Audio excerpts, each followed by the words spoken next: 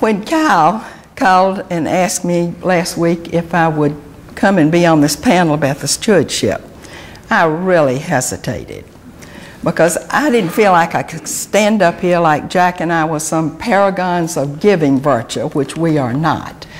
And he was kind enough to say, well, all you have to do is just talk about all the things you've done at Holy Communion through the years and what the church has meant to you. Well, I said, I can do that. So as I started to think about what I would say to you, I thought, well, how would I describe this church? And what I came up with is that it has been a bright, shining, fixed star in the geography of my life. Some of the most meaningful moments of my life have taken place here. I came here as a young bride in 1958. We had 4 children who were all baptized here and went through Sunday school and EYC and played on all the ball teams and were acolytes. And our 2 daughters were married here, Beverly and John, and my other daughter Bonnie. And 4 of our 8 grandchildren have been baptized here. And when I die, my ashes will be inurned, I hope that's a word, in the columbarium wall under that magnificent oak tree in the memory garden. So you see, this place has had a profound effect upon my life. And as I kneel before the service begins every Sunday, I say thank you, God, for letting me come back to this holy place.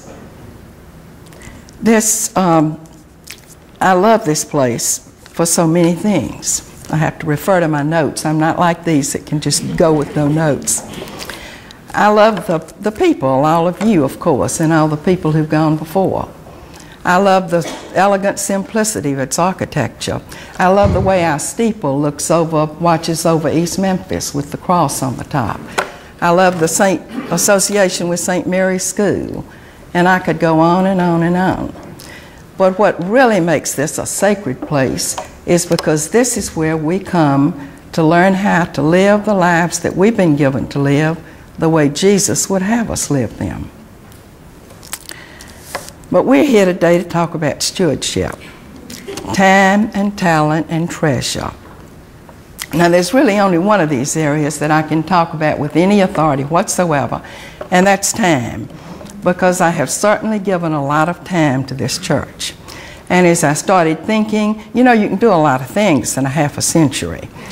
And I've been on several vestries. I have served on 3 expansion steering committees. I've been on the outreach committee. I've taught Sunday school. I've been president of the women of the church. I've worked in the kitchen back when the ladies did that more than they do now. I've been the chairman of the library. Let's see, what else? I am on the Altar Guild. And of course, I've served on countless other committees through the years. I've taken the 4-year EFM program, which I could certainly recommend to anyone. But what I'm trying to say to you by telling you what all I've done is that you have your lives before you, and you have plenty of time to get involved, and you will never be sorry for the hours that you give to your church. Well, now we come to treasure. I guess the stewardship committee, Kyle, and all the financial folks around here would appreciate it if we said a few words about that. But you know, our treasure is really a euphemism for our money. And most of us have been brought up to think that it's not polite to talk about money. But as Mark said this morning, Jesus didn't have any trouble talking about it. And Jesus talked about sacrificial giving. Well, I certainly, and I have a feeling a lot of you don't know about sacrificial giving. But I would like to suggest to you another kind of giving that's been meaningful to us. And that's what I have just coined as intentional giving. Find something that you can give up this year so that you can perhaps increase your pledge a little bit. And I don't think you'll be sorry if you do that. So, one other thing I want to say is that this church, and I want you to remember this, is a profound blessing for all of us. Sometimes we don't realize that. But when you're filling out your pledge cards, I hope you'll think about it.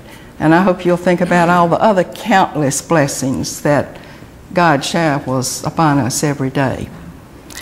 And I think it's just amazing that one of the songs we sang was Jesus Calls Us, because that's the way I had planned to close this today, to remind you to remember the words of that wonderful old hymn, Jesus calls us from the worship of the vain world's golden store, from each idol that would keep us, saying, Christian, love me more.